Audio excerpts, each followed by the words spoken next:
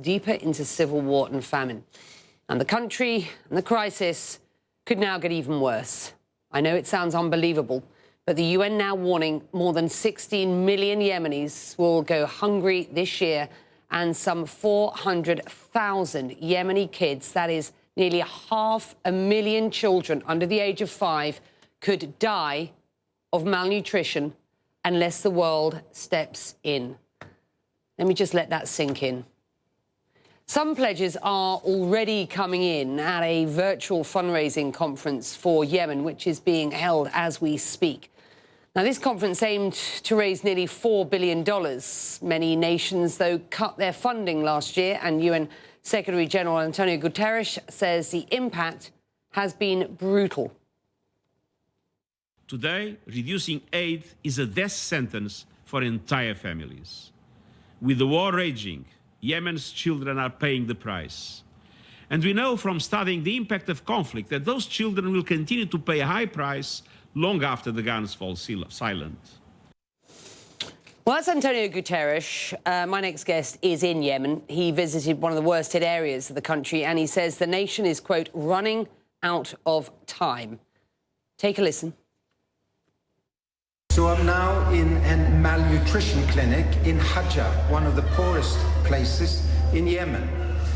In all of these rooms, there are severely malnourished children, and the mothers tell one horrific story after the other of food aid stopping to Yemen last year, of their husbands having zero work or being sick themselves.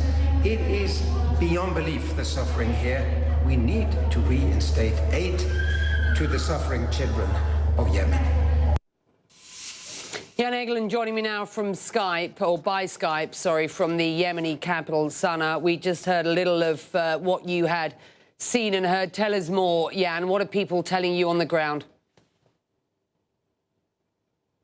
Well, it's really heartbreaking to be among children, mothers who cannot breastfeed their children because they were too malnourished themselves. I mean, in that very clinic that you saw on your screen now, I met a mother with a small girl called Kadja. She was 9 years old. I thought she was 3 or 4 years. So stunted was she, a beautiful girl. She couldn't walk anymore because of the malnutrition. That's why they were brought to this clinic. The mother said, I want to tell the story of my family because I had 14 children. 5 are now dead because of the diseases that come with chronic malnutrition. And she also said, we fell off the cliff at this time last year when the aid organizations had to cut rations by half because of the funding crisis. So this has to change. I mean, I'm outraged by seeing what's happening in 2021 with the whole generation of children and youth in Yemen. You were in Yemen back in 2017. That's some 4 years ago. How much worse have things got? And by the way, the story that you've just told is unforgivable. Unforgivable. How much worse have things got since you were last there? Much worse, really. Of course, at that time too, there were doomsday predictions. But then, in a way, the world woke up, and especially the Gulf countries next door to Yemen, where I am now, said, we will come generously to our brothers and sisters in Yemen. And we had a fully funded aid appeal for 2019, massive food aid all over the country. And we also had progress in giving aid. Then came 2020, this horrific year where all nations turned inward looking. And we did not give the funding we needed. The Gulf countries left their neighbor alone, and the war worsened. There were 30 active conflict lines a year or two ago. Now there are more than 40, and as we speak, you know, armed men grown men with guns and power specialize in having a political conflict, a war in a starvation zone. It has to end. We need to have a stop to this war, a famine prevention ceasefire. Okay, so the aid agencies are overstretched and underfunded, hence the need for this funding round, a virtual conference happening today.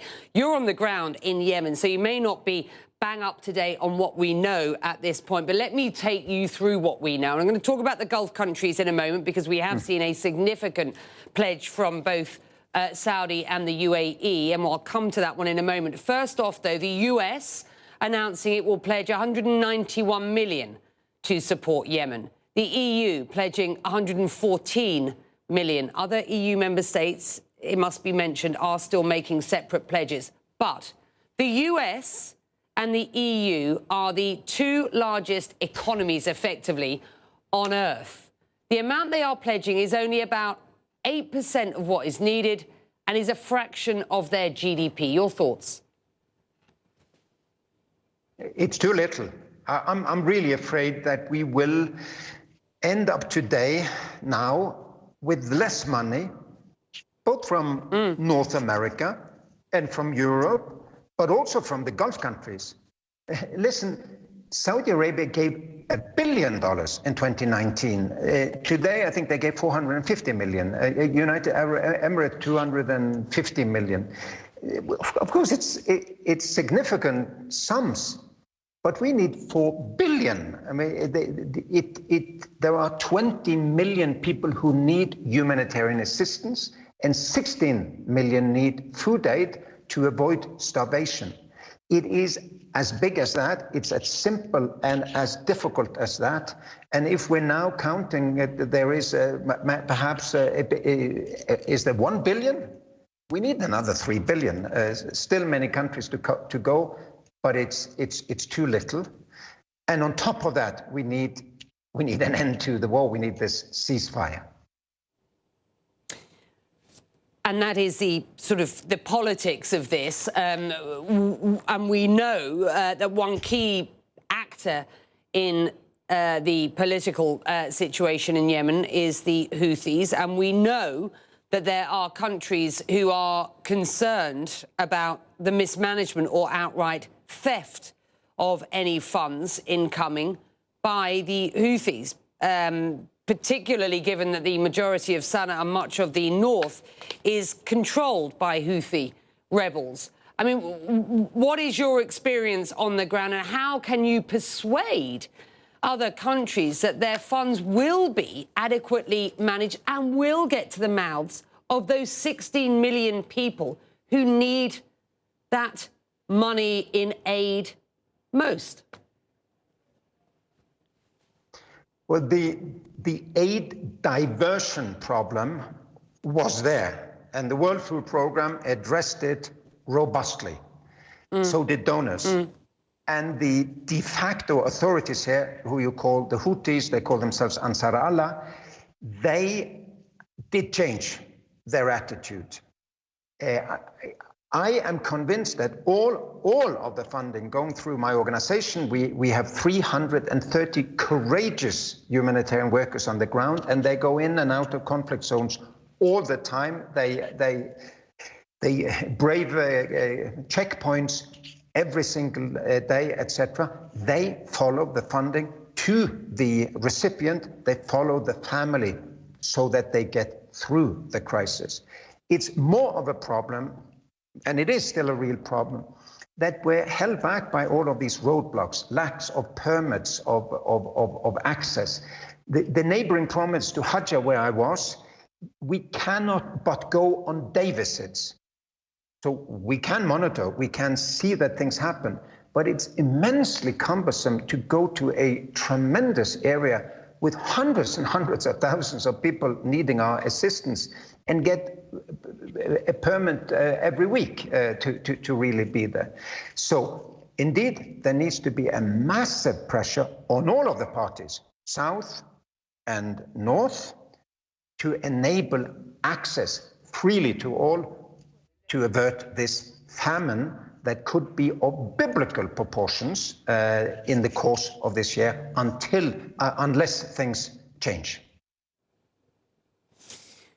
So just to be absolutely clear, last year's UN pledging conference raised $135 billion.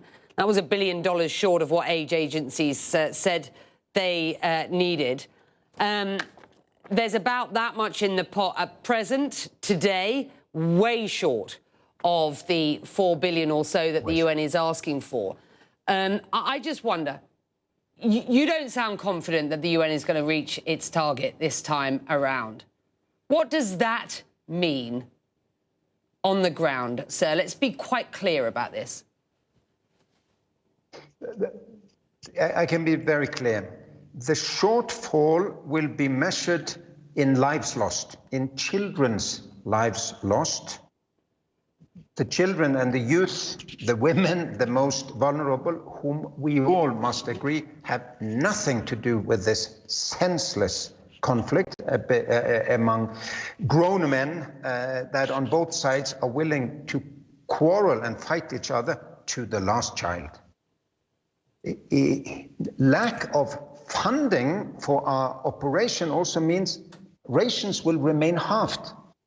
And a father with 8 children told me, listen, to me, the monthly ration for my family lasts for 15 days.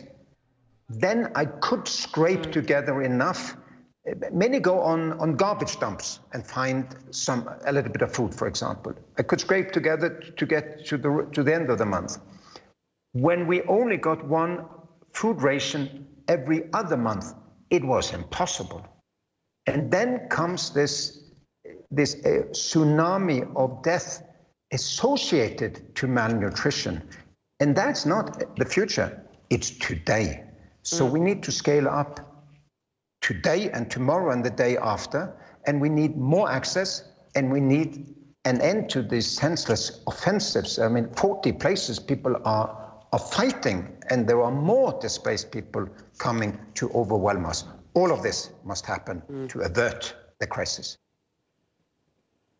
Jan Egeland is on the ground in Yemen. Thank you, sir.